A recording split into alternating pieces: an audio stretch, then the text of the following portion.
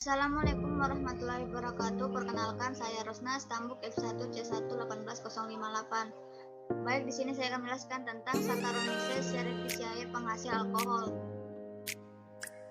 Taksonomi Saccharomyces sp menurut Zainuddin 2015.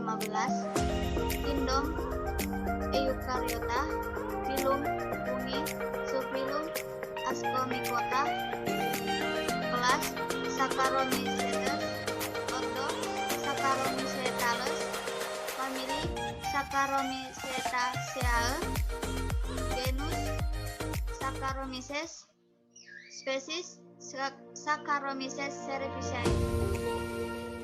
Berikut merupakan gambar dari Saccharomyces cerevisiae yang berukuran 20 μm. Struktur Saccharomyces cerevisiae. Pertama, terdapat dinding sel, terdapatnya nukleus, vakuola, membran sel, dan juga sitoplasma.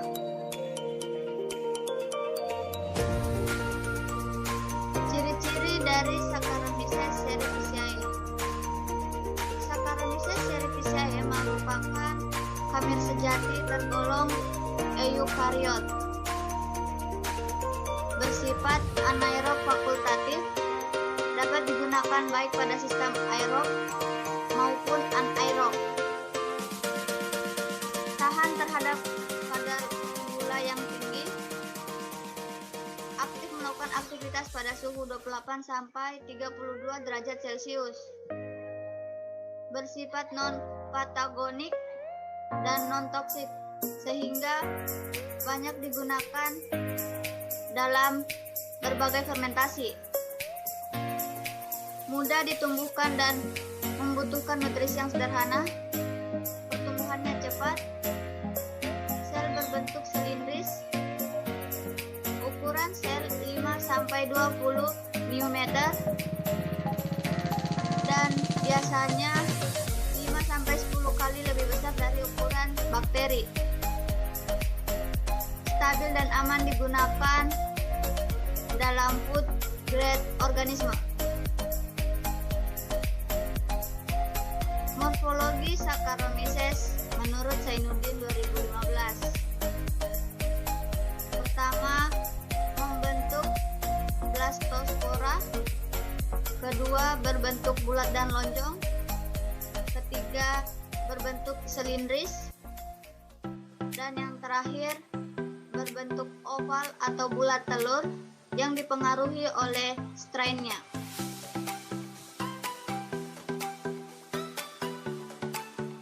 Selanjutnya, reproduksi dari Saccharomyces cerevisiae.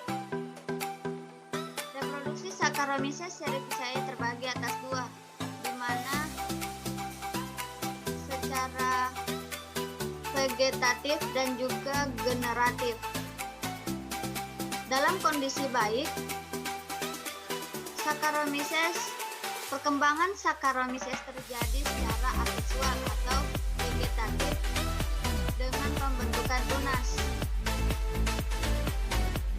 Dalam keadaan kurang baik, terjadi perkembangan secara seksual atau generatif dengan ascus dan ascospora. Berikut merupakan gambar dari cara reproduksi Saccharomyces cerevisiae, di mana dalam keadaan baik, Saccharomyces cerevisiae melakukan perkembangan biakan dengan vegetatif, mulai dari tunas yang kemudian akan memisahkan diri dan seringkali melengket pada induknya, dan kemudian akan bertunas lagi sehingga membentuk koloni baru. Apabila dalam keadaan kurang baik, maka reproduksinya akan terjadi secara seksual.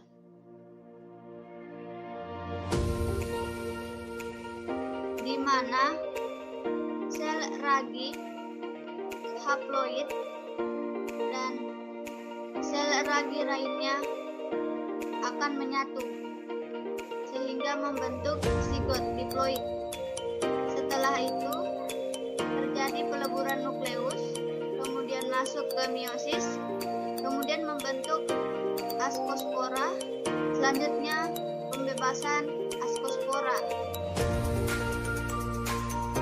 Habitat Saccharomyces cerevisiae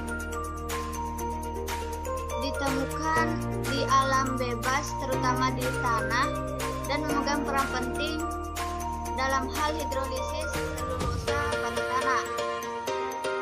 Menurut Puspita DKK 2020. Selain itu, Saccharomyces cerevisiae juga ditemukan di alam liar pada buah-buahan, bunga, pada kulit pohon di hutan, dan dapat terjadi sebagai komensal atau patogen manusia.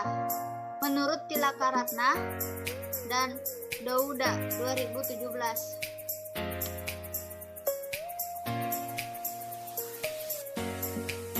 Pada buah-buahan, salah satunya dapat ditemukan pada nila kelapa.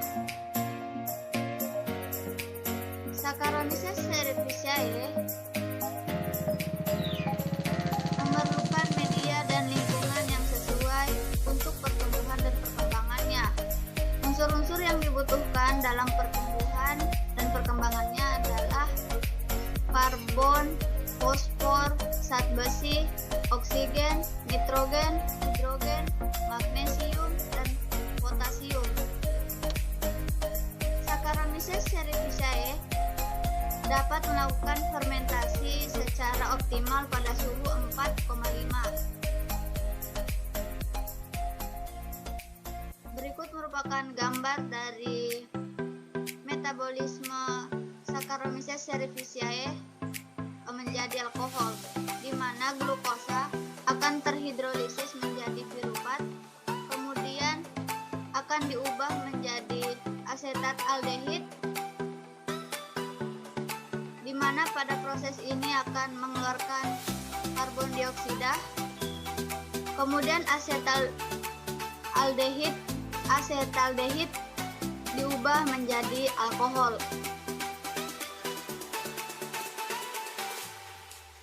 Selanjutnya, metode isolasi Saccharomyces cerevisiae. Metodenya dilakukan dengan streklet dengan cara media potato dextrosa agar yang telah didinginkan akan digoreskan dengan air nila dengan jarum OC.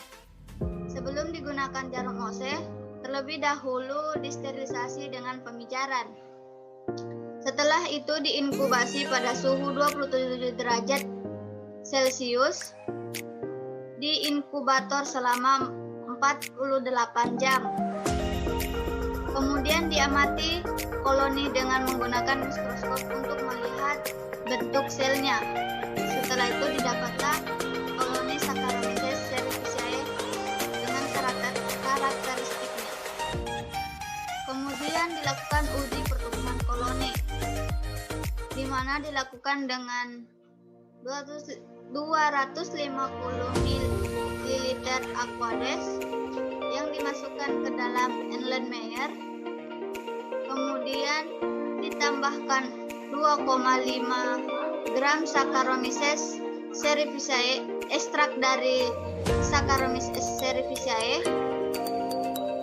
dan juga 25 gram glukosa. Setelah itu dihomogenkan. Setelah dihomogenkan, kemudian disterilisasi. Setelah dingin, maka ditambahlah kultur murni. Kemudian diinkubasi dalam suhu ruang dan dilakukan uji petik setiap 1 jam. Setelah itu dianalisis dengan mikroskop TPC dan juga spektrofotometer dengan lambda 660 nanometer. Selanjutnya laju pertumbuhan dari Saccharomyces cerevisiae. Dapat dilihat pada tabel pada jam ke-9